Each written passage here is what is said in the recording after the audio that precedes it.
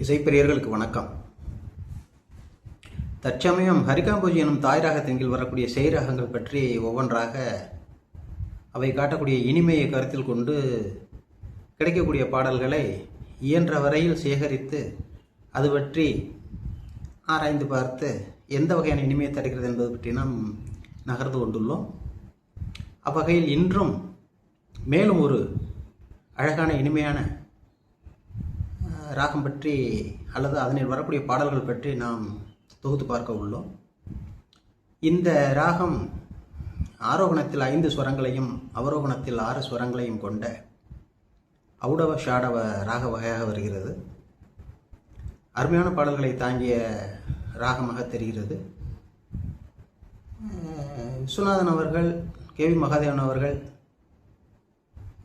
தங்களுக்கு பிடித்தமான இந்த ராகத்தில் அநேக பாடல்களை தொகுத்துள்ளார்கள். அவர்கள் காட்டிய அந்த இனிமையை நாம் தற்பொழுது முயன்று பார்ப்போம். இந்த ராகம் சரிமபதச என்ற ஆரோகணத்தையும் சதபமகரிச என்ற அவரோகணத்தையும் கொண்டுள்ளது. சரிமபதச சதபமகரிச இரண்டிலுமே நிஷாதம் கிடையாது. ஆரோகணத்தில் காந்தாரம் கிடையாது, அவரோகணத்தில் அந்த காந்தாரம் வருகிறது. இதனை நாம் கீபோர்டில் சென்று பார்க்கும்போது அந்த இனிமைக்கு காரணமான இந்த ஸ்வரங்கள் எவ்வகையில் உபயோகமாகிறது என்பதை பற்றி பார்ப்போம். ஆகவே அன்பர்கள், இன்று நாம் பார்க்கக்கூடிய இந்த ராகத்தின் இனிமையான பெயர் சாமா என்று வைத்துள்ளார்கள். சாமா ராகம் சங்கராபரணம் படத்திலிருந்து வரக்கூடிய மிக அருமையான பாடல் தொட்டு கேவி மகாதேவன் அவர்களிலிருந்து நாம் உதாரணங்களை எடுத்து பார்க்கின்றோம். இன்னும் அநேக பாடல்கள் தேடலில் வரலாம். தாங்களுக்கு தெரிய வரும்போது கமெண்டில் அதனை பதிவு செய்யவும். நமக்கு தெரிந்த வகையில் சேகரிப்பில் கிடைக்கக்கூடிய பாடல்களை நாம் எடுத்து இயம்புகின்றோம். இதனில் கர்நாடக சங்கீத ரீதியாக அடிப்படை வித்வான்கள் போல நாம் ஸ்வரங்களில் வரக்கூடிய மாற்றங்கள், அது தரக்கூடிய தாக்கம், இது வருவதனால் இந்த ராகம் அல்லவா என்று கேட்பதற்கெல்லாம் பதிலளிக்கக்கூடிய வகையில் நாம் சேகரிக்கவில்லை. கிடைக்கக்கூடிய தகவல்கள் இந்த ராகத்தில் என்னென்ன பாடல்கள் உள்ளன என்பதை பற்றி நாம் சேமித்து பார்க்கும்போது அந்த பாடல் வரிகள் அவை என்ன மாதிரியான ராகத்தில் அமைக்கப்பட்டுள்ளன என்பதைத்தான் நாம் வைத்து தேடுகின்றோமே ஒழிய நிரூபிப்பதற்கான வழிமுறைகள் நமக்கு அவ்வளவாக நாம் அந்த வழியில் வரவில்லை என்பதனால் அன்பர்கள் பொறுத்து கொள்ள வேண்டும்.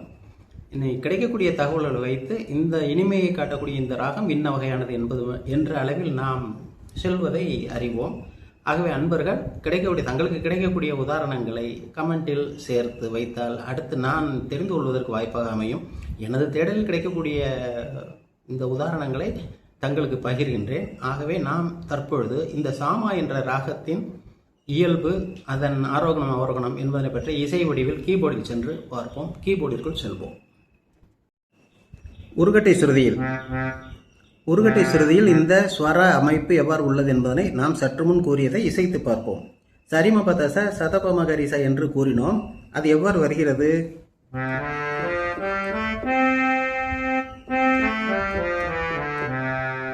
சரிமபதச சதபமகரிச. நீ விடுபட்டு 2 நீமே கிடையாது, அவரோகணத்தில் மட்டும் காந்தாரம் வருகிறது என்பதனை கூறுவதை தாங்கள் பார்த்திருப்பீர்கள்.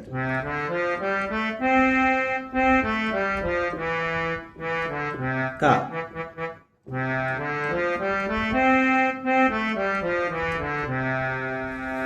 இந்த அடிப்படையைத்தான் பாடல்கள் பெரும்பான்மையாக தாங்கியிருக்கும். ஒரு சில பாடல்களில் இனிமைக்காக அந்நிய ஸ்வரங்கள் அங்கு கலந்து வரலாம். அந்த அந்நிய ஸ்வரங்களை இதற்கான ஸ்வரங்களாக எடுத்துக்கொள்ளாமல் அந்நிய ஸ்வரங்கள் இனிமைக்காக சேர்க்கப்பட்டவை என்று மட்டுமே நாம் எடுத்துக்கொள்ள வேண்டும். இவ்வாறாக பார்க்கும்போது எந்த வகையான உதாரணத்தை நாம் முதலில் பார்ப்போம். உதாரணமாக சங்கராபரணம் என்ற படத்தில் கேவி மகாதேவன் அவர்கள் இசையில் வாணி ஜெயராமம்மா பாடிய பாடல் மானச சஞ்சரரை என்று கேள்விப்பட்டிருப்பீர்கள். மொழியால் அது தெலுங்கு படம். அந்த தெலுங்கு மொழியை தெரியவில்லை என்றாலும் நமக்கு இசைக்கு மொழி ஒரு பொருட்டே கிடையாது. அந்த பாடலை தாங்கள் கேள்விப்பட்டிருப்பீர்கள். இசைத்து பார்க்கும்போது எவ்வாறு வருகிறது?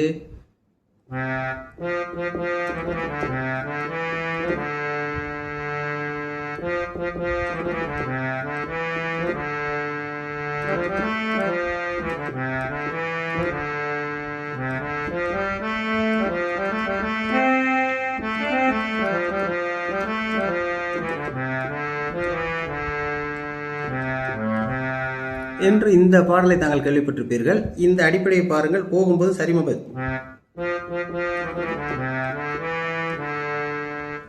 இந்த சரிகமா என்றது சரிமா என்று முதலில் செல்வது, பின் வரும்போது கா வருவதையும் தாங்கள் குறித்திருப்பீர்கள். நமக்கு தெரிந்த வகையில் தான் கூறுகின்றோம். இந்த பாடல் உதாரணமாக பரிபூர்ணமான சாமராகத்தில் அமைந்ததாக நாம் அறிகின்றோம். அதுபோலவே தாய் மரகதம் என்ற ஒரு பழைய படத்தில் டி.எம். சௌந்தரராஜன் அவர்கள் எஸ்.எம். சுபேநாயுடு இசையில் பாடிய பாடல் காவிரி பாயும் கன்னித்தமிழ்நாடு.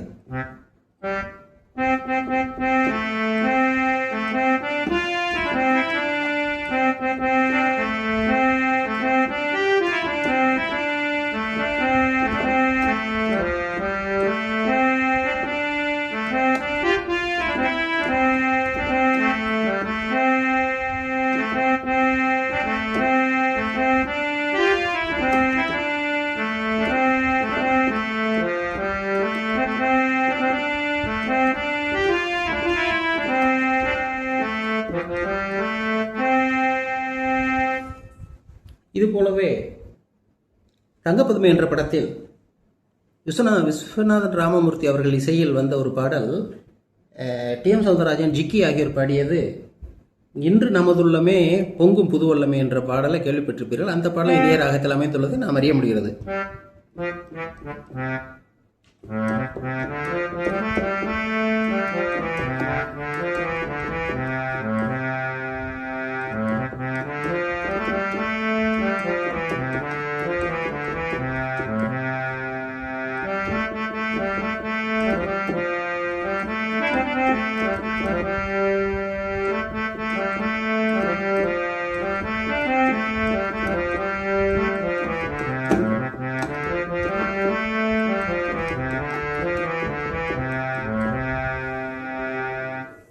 இதுபோலவே மிஸ்யமா என்ற படத்தில் ஏ.எம். ராஜா, ஜிக்கி ஆகியோர் பாடிய பிருந்தாவனமும் நந்தகுமாரனும் யாவருக்கும் புது செல்வம் என்ற பாடல் கேள்விப்பட்டிருப்பீர்கள். அந்த பாடலும் இதே அடிப்படையை கொண்டுள்ளது.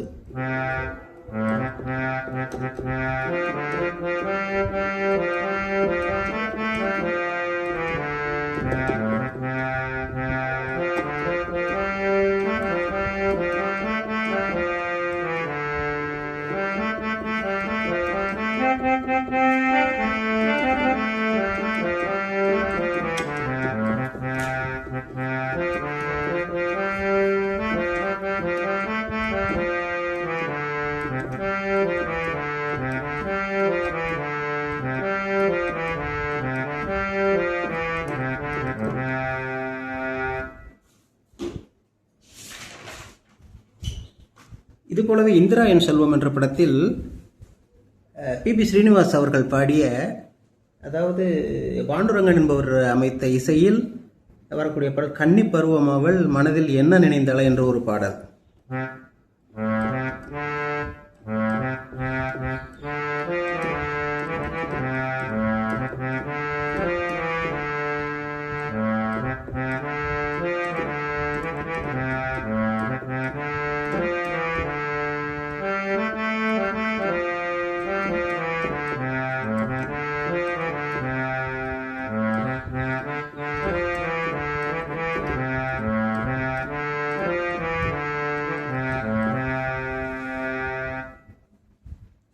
இதுபோல கவிராஜர் காலமேகம் என்ற ஒரு படத்தில் எஸ்.எம். சுபேநாயுடு அவர்கள் இசையில் டி.எம். சௌந்தரராஜன் அவர்கள் பாடிய அகிலாண்டேஸ்வரி அன்னை இருக்கையில் என்ன பயம் என்ற ஒரு பாடல் கேள்விப்பட்டிருப்பீர்கள்.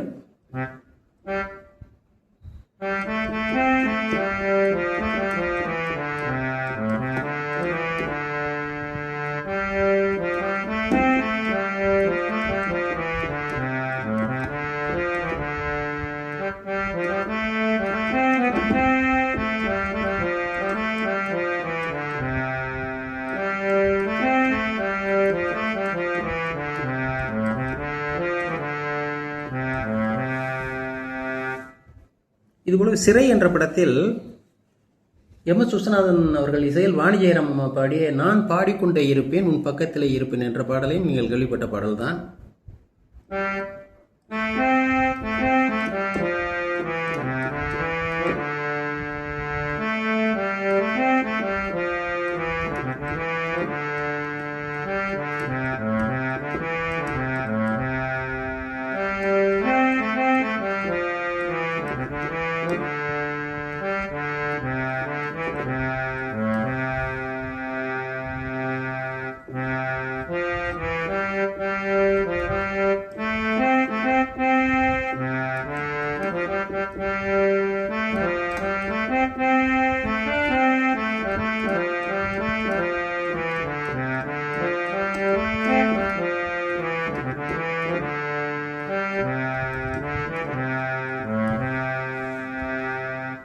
இதுபோல் நூல்வெளி என்ற படத்தில் எம்.எஸ். விஸ்வநாதன் அவர்கள் இசையில் பாலமுருகிருஷ்ணா அவர்கள் பாடிய மௌனத்தில் விளையாடும் மலர் மனசாட்சி என்ற ஒரு பாடல் மிக இனிமையான சாமராகத்தில் அமைந்தது.